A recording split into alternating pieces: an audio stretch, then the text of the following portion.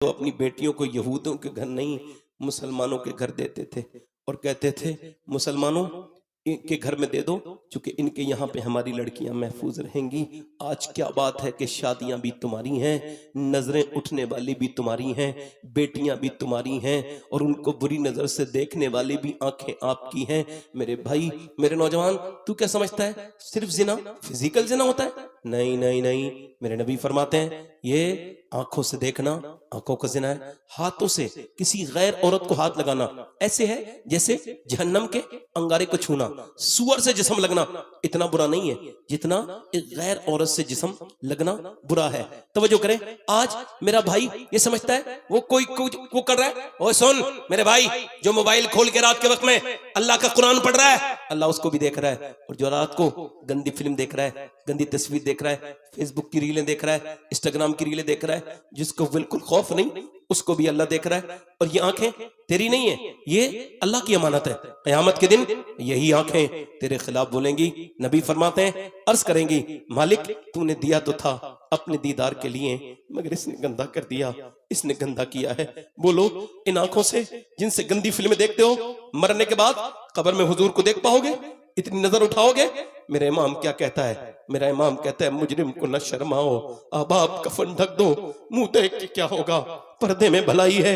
इतने जुर्म इस उम्मत के, और बिल्कुल खौफ नहीं, सारे जुर्म बिल्कुल एहसास तक नहीं, बिल्कुल एहसास नहीं। अब्दुल्लाह इब्न मुबारक कहते हैं काबे का तवाफ कर रहा हूं तो देखा एक अल्लाह का खौफ में अल्लाह के बंदा है, और वो शुरू करता है हजर अस्वद से और कहता है अल्लाह मेरा ईमान पे खात्मा। वो फिर उसके बाद चलते चलते मकाम इब्राहिम पे बेतहाशा होता है, कहता है मालिक मेरा ईमान पे खात्मा करना। फिर आगे हतीम पे कहता है या अल्लाह मेरा ईमान पे खात्मा करना। फिर मुड़ता है अल्लाह मुझे ईमान पे मौत देना। मुड़ता है, रोता है। कहते हैं उसने 3 तवाफ किए और हर तवाफ में रुकने यमानी पर, रुकने शामी पर, रुकने इराकी पर वो खौफ से कांपता हुआ यही कहता है अल्लाह मेरा ईमान पे खात्मा हो, मेरा ईमान पे खात्मा हो। मैंने तीसरे दिन उससे पूछा 3 तवाफ तेरे देख लिए, एक ही दुआ कर रहा है ईमान पे मर जाए, क्या बात है ऐसी? कहा हुजूर मेरे सगे 2 भाई ईमान पे नहीं मरे। क्या हुआ? कहा उन्होंने 40 साल अज़ान पढ़ी, एक ने 35 साल पढ़ी, मगर दोनों नसरानी बन के मरे। कहा क्यों? कहा उनकी निगाहों में हया नहीं थी, वो निगाहें उनकी पाक नहीं थी, मरते वक्त तो ईसाई बन गए, ईसाई बन के मरे। और नौजवानों कभी काबा जाओ, आज इन नंगे लोगों को पैसा क्या मिल गया बदबख्तों को, ये काबे में जाते हैं, अपनी बीवी के साथ खड़े होकर सेल्फी ली और फेंक दी, इधर उधर दिखाई। ओ बदतमीजो, ये हरम है अल्लाह का, ये हसन हुसैन आते हैं, 25 हज किए हैं, हसनैन हैं, जन्नती जवानों के सरदार हैं, मगर 25 हज किए। दोनों भाइयों ने सवारी बनी बैठे, 450 किलोमीटर 500 किलोमीटर पैदल आए, 500 किलोमीटर पैदल जाते थे एक साल में। किसी ने पूछा है हसनैन आप सवारी पे क्यों नहीं बैठते? जवाब सुनो, काबे की बेहुरमती करने वालों, सेल्फियां लेने वालों, काबे को टूरिस्ट पॉइंट समझने वालों, सुनो जवाब। इमाम हसन हुसैन की आंखों में आंसू आए और फरमाया दोनों भाइयों ने हम अल्लाह के अजीम घर में सवारी पे बैठते हुए शर्म महसूस करते हैं, हम अल्लाह के घर में जाते हैं तो सवारी पे नहीं बैठते। वो 3 दिन वो कहता है मेरी आंखें बर्बाद ना हो जाए, मैं अपने रब से कह रहा हूं मालिक तेरे हरम में हूं, तेरे हरम में हूं, मुझे ईमान पे मौत देना। एक सहाबी रसूल है उतबा बिन गज़वान, तलवार चला रहे, तलवार चलाते उन्होंने अपनी तलवार की नोक अपनी आंख में मारी। वैसे तो आपकी मर्जी है, ये तो नहीं कह पाएगा कोई नौजवान फिल्म देखने वाला कि मुझे पता नहीं था, ये तो नहीं कह पाएगा कि मुझे इस बात का खबर नहीं थी, वो ये तो नहीं कह पाएगा। हम तो अपनी बात पूरी कर रहे हैं और अल्लाह दिल भी बदलने वाला है, दिलों को वही बदलने वाला है। उतबा बिन गज़वान आंख में तलवार की नोक मार के निकाल के फेंक दिया, गुल्ला नीचे को फेंक गया। अब जैसी फेंका वैसी शोर मच गया। ये क्या हुआ? सहाबी रसूल है, करीब पहुंचे, सहाबी जन्नती, उसके जन्नती होने में कोई शक जिसने हुजूर को देखा हो, मगर सुने इसका खौफ खुदा भी इस कदर है। इमाम गजाली ने वो लिखा है, वो कहते पूछा अबू मूसा अशअरी ने ये आंख की गुल्ला क्यों निकाल दिया? लोग कहते पागल हो गए।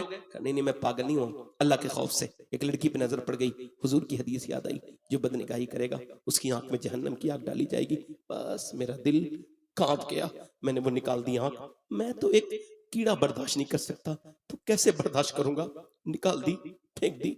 अल्लाह अकबर। इकबाल कहता है खिरद ने कह भी दिया ला इलाहा तो क्या हासिल, दिलो निगाह मुसलमान नहीं तो कुछ भी नहीं।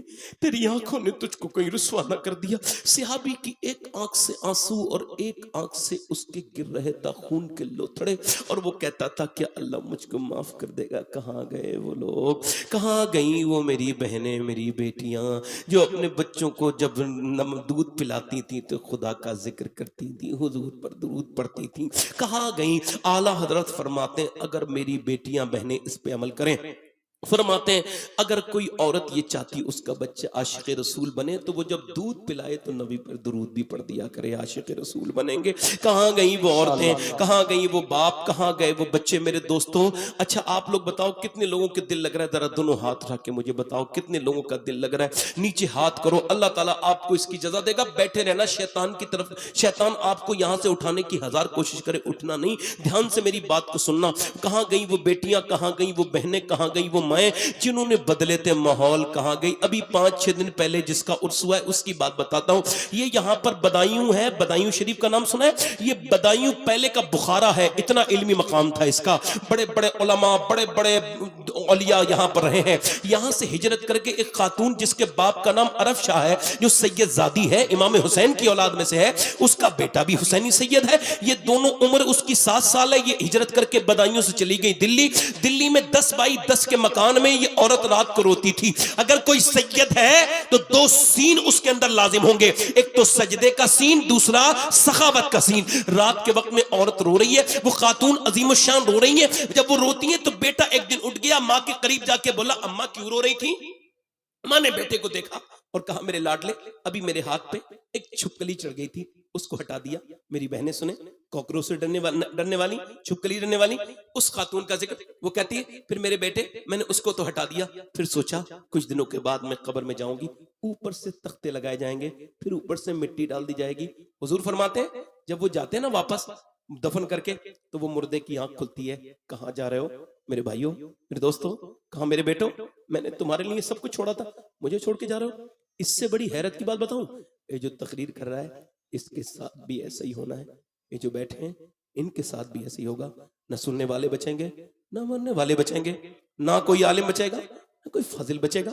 औरत बोली मेरे लाडले बस वो कब्र याद आती है, उसकी वजह से रोती हूँ। बेटा छोटा था, अम्मा आप तो बड़ी हैं, मैं मर गया तो मेरा क्या होगा।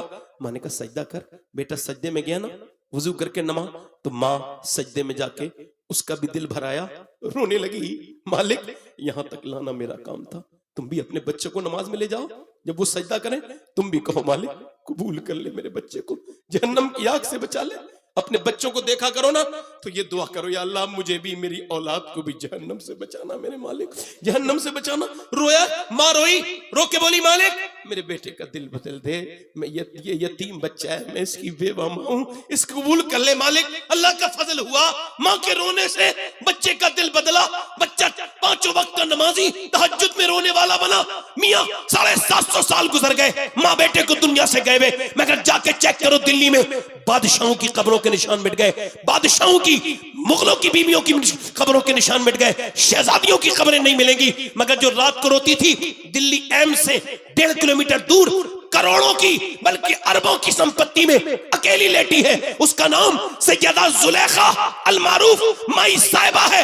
हर बुध के दिन जाके देख लो, उसके मजार पे मेला लगता है।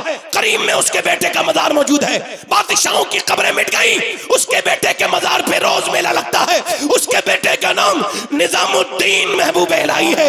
जब माँ सजदा करती है दिल्ली में तो बेटा दिल्ली को शरीफ बनाता है। जब माँ सजदा करती है बरेली वाले की तो उसका बेटा आला हजरत बरेली को शरीफ बनाता है। जब माँ सजदा करती है बदायूं वालों की तो उनके बेटे बदायूं को शरीफ बनाते हैं। माँ सजदा करती है मखदूम अशरफ जहांगीर सिमनानी की तो उसका बेटा किशोर को शरीफ बना देता है। जब सजदा करती है माँ दिल्ली वाले, जब कलियर वाले की तो साबिर अलाउद्दीन कलियर को शरीफ बना देते हैं। जब सजदा करती है मोइनुद्दीन चिश्ती की माँ तो उसका बेटा अजमेर को शरीफ बनाता है। जब सजदा करती है गीलान में अब्दुल कादिर जिलानी की वालिदा तो उसका बेटा बगदाद को शरीफ बनाता है। और जब सजदा करती है मदीने में सैयदा फातिमा तो उसका बेटा हुसैन करबला को शरीफ बना देता है। नारे तकबीर, नारे रिसालत, मसलके आला हजरत, अजमत मजहब इस्लाम, अजमत अहले बैत, फैजाने औलिया इकराम, जश्न गौसे आजम, जिंदाबाद जिंदाबाद। सुभान अल्लाह सुभान अल्लाह, माशाअल्लाह, क्या बात।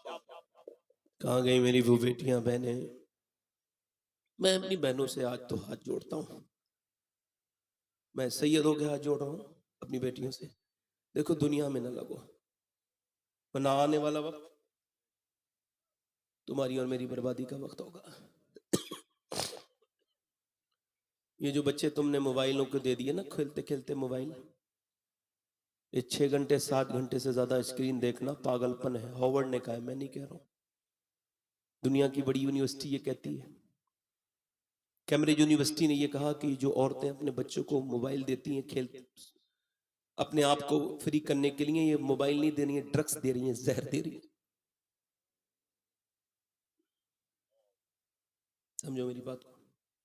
अच्छा एक बात बताओ, जब औरत प्रेग्नेंट होती है, प्रेग्नेंट मोमेंट में जब हामिला होती है, तो डॉक्टर उसको कहता है ये खाना, इससे विटामिन सी आएगा, इससे विटामिन डी आएगा। यानी जैसे संतरा खाएगी विटामिन सी आएगा, अगर तू खाएगी अमरूद तो विटामिन डी आएगा, और अगर तू खाएगी जो है वो सेब, आयरन बढ़ेगा। अगर अब मुझे बताओ, अल्लाह का बनाया हुआ सेब, संतरा, अनार, अमरूद अगर माँ खाए तो बच्चे पे असर हो जाए, तो क्या अल्लाह का कुरान माँ पढ़ेगी तो बच्चे पे असर नहीं होगा?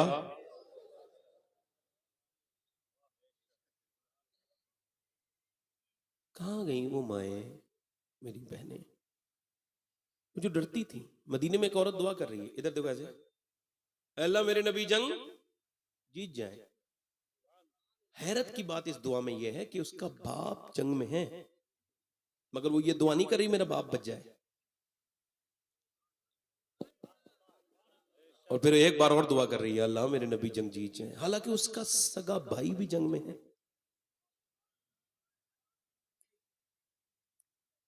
वो ये नहीं कह रही है अल्लाह मेरा भाई बच जाए।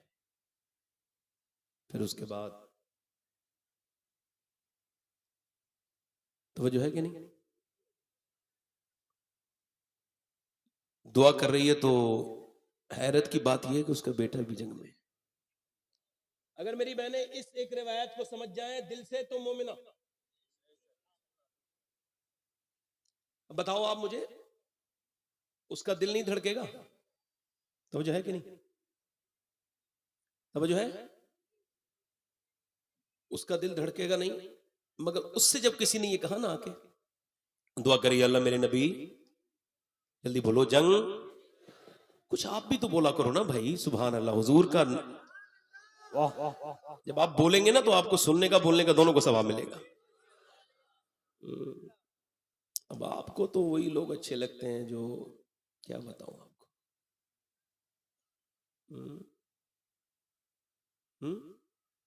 कौन से वाले? वो जन्नत दे के चले गए, ठीक नहीं बात नहीं। खुदा की कसम खा के कहता हूं, ये बात इस वजह से कर रहा हूं, जरूरत है। वरना मैं किसी पीर का मुखालिफ नहीं। अल्लाह का शुक्र है मेरे वाले दादा परदादा लकड़दादा पूरा जनरेटर शरीफ का सिलसिला गौस पाक से मिलता है। हम पीर के किसी के मुखालिफ नहीं।